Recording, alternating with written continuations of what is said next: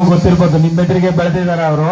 50 ಸುಮಾರು ಅವರಿಗೆ ನಮ್ಮ ಇಲಾಖೆ ಪರವಾಗಿ ಧನ್ಯವಾದಗಳು ಮತ್ತು ಸ್ವಾಗತವನ್ನು ಕೋರ್ತಾ ಇದ್ದೇನೆ. ಅವರು ಸುಮಾರು 50 ಕುರಿ ಇದ್ದಿದ್ದು ನಾನು ನೋಡ್ದಂಗೆ. ಆದರೂ ಸಹ ಇವತ್ತು ಅವರು ನಮ್ಮ ಇಲಾಖೆಯಿಂದ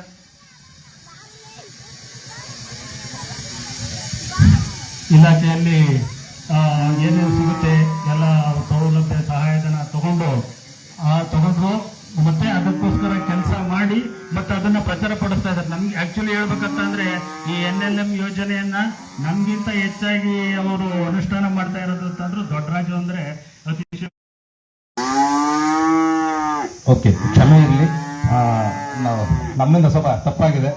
ಕಾರ್ಯಕ್ರಮನ ಉದ್ಘಾಟನೆ ಮಾಡೋದನ್ನ ನಾವು ಮರ್ತ್ಬಿಟ್ವಿ. ಸೊ ಕಾರ್ಯಕ್ರಮದ ಉದ್ಘಾಟನೆನ ಎಲ್ಲ ಗಣ್ಯರು ಮಾಡ್ಕೊಡ್ಬೇಕು ಅಂತ ಕೇಳ್ಕೊತೀನಿ.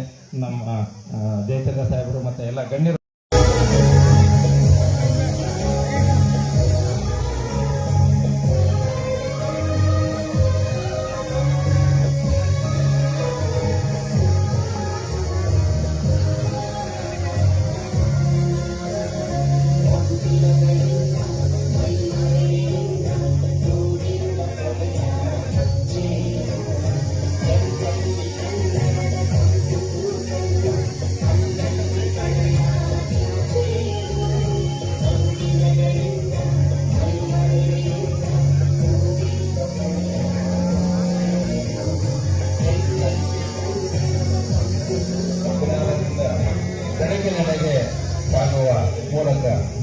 ಮೂಲಕ ನೆರವೇರಿಸಿದ ಎಲ್ಲರೂ ಕೂಡ ನಾನು ನಿಮ್ಮಾಗೆ ಹಳ್ಳಿನಲ್ಲಿ ಹುಟ್ಟಿದನು, ಹಳ್ಳಿನಲ್ಲಿ ಬೆಳೆದನು.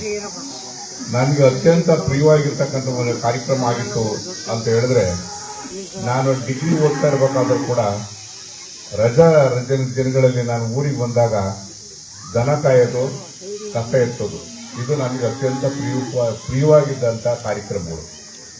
ನಾನು ಜನ್ನಿದನ ಕಾಯಕ್ಕೆ ಹೋಗ್ತಾ ಇದ್ದೆ ಮತ್ತು ಎಮ್ಮೆ ಹಸುವಿನ ಸಗಣಿನ ಬಾಚಿ ಹಾಕುವಂಥ ಕೆಲಸ ಮಾಡ್ತೀವಿ.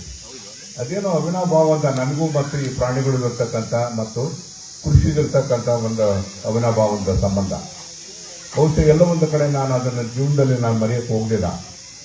ಎಲ್ಲ ಒಂದು ಕಡೆಗೆ ಜನ ಆಶೀರ್ವಾದವನ್ನು ಮಾಡಿದಂಥ ಸಂದರ್ಭದಲ್ಲಿ, ಜನಾಶೀರ್ವಾದವನ್ನು ಪಡೆದು ಹೋದಾಗ ಅವರ ಜನಗಳ ಋಣ ತೀರಿಸಬೇಕು ಅಂತ ನಾವು ಹುಟ್ಟಿದ ಮೇಲೆ ಅನೇಕ ಋಣಗಳನ್ನ ತೀರಿಸಬೇಕಾಗುತ್ತೆ.